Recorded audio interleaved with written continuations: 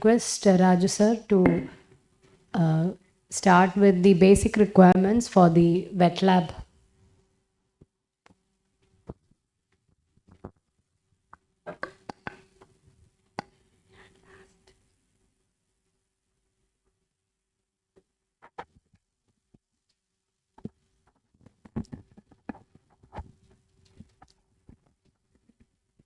Now the postgraduate training institutes are increasing in number in our state and in the whole India. And the training the postgraduate students regarding the surgical exposure has to be started in, should not be directly on patients. And so a wet lab is a must. And it's very important to keep the postgraduate students updated on various surgical procedures, and how we can set up a basic one without much of cost. That is our idea of this talk, this session. And for that, this is the basic requirement: hall, an operating microscope, and the various instruments are related to that concerned specialty, which surgery we have to decide which surgery we are going to teach, and we have to make 2 or 3 or 6, 7 or 7 or 8 spaces, areas where that students can be shifted on. So this is basic. And then this bull size has to be collected and it has to be kept intact. And we have to utilize the paramedical students for that, to collect, make a tie-up with the concerned persons to get the bullseye. And then it is being kept in the refrigerator. After collecting that, it has to be kept in refrigerator. Then this is the mount which is being designed by one of our postgraduate, and a very simple thing. This is a PVC pipe, and tissue paper is being attached here. And this is how the eyeball is being kept on the mount, so that it will be in position. And when students are utilizing that, it should not move. So for that, a small coupler is being utilized. That also is very cost effective.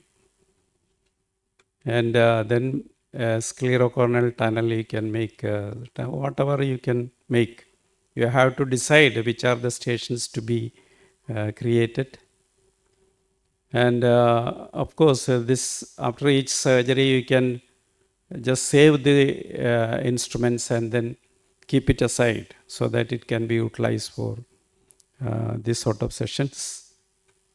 And this is one rexis after putting the rexis.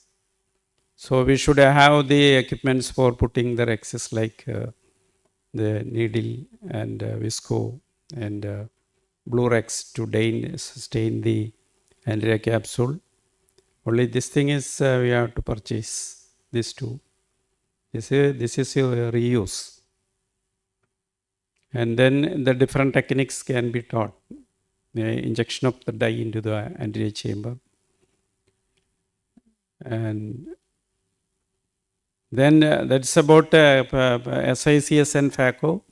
Then after putting the dye and everything, each step we have to make different stations. And then we'll divide the total students into groups, and they will be posted in different stations, and we'll change.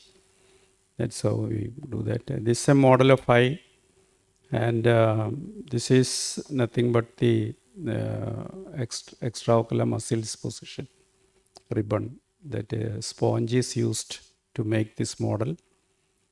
And these are the various instruments. This also we need not spend for these equipments. And this is phaco blade, different instruments. And then amniotic membrane. A placenta has been collected from the Department of Gynecology, and it is been dissected by another postgraduate in our department, and you can see These are the pieces of membrane which is been collected. And this is how lid tear is being taught. A small model of eye. This is a sponge, make a small injury on here, and then suture them. Then suture materials must be available, and the instruments for suture tie and other needle holder, everything must be available. And likewise, intravitreal injections also can be tried. So corneal sutures for suture material is there. Instruments for holding the cornea, everything is here.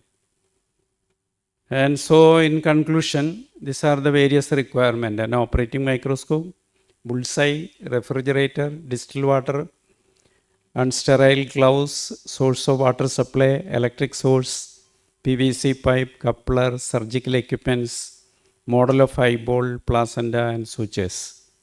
Very cost effective, because only few things we have to purchase, otherwise everything we will get free, because we are utilizing it for other surgeries. For example, after SICS, we are keeping that instrument. After phaco incision, we are just keeping that instrument. Like that skin, there is no additional expense except for a few things.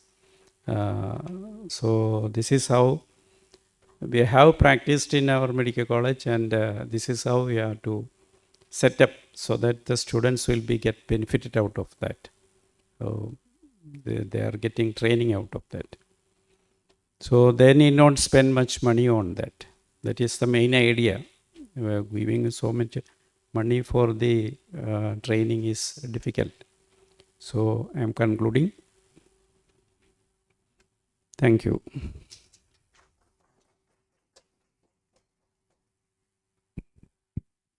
Thank you, Raj sir, for this detailed explanation of the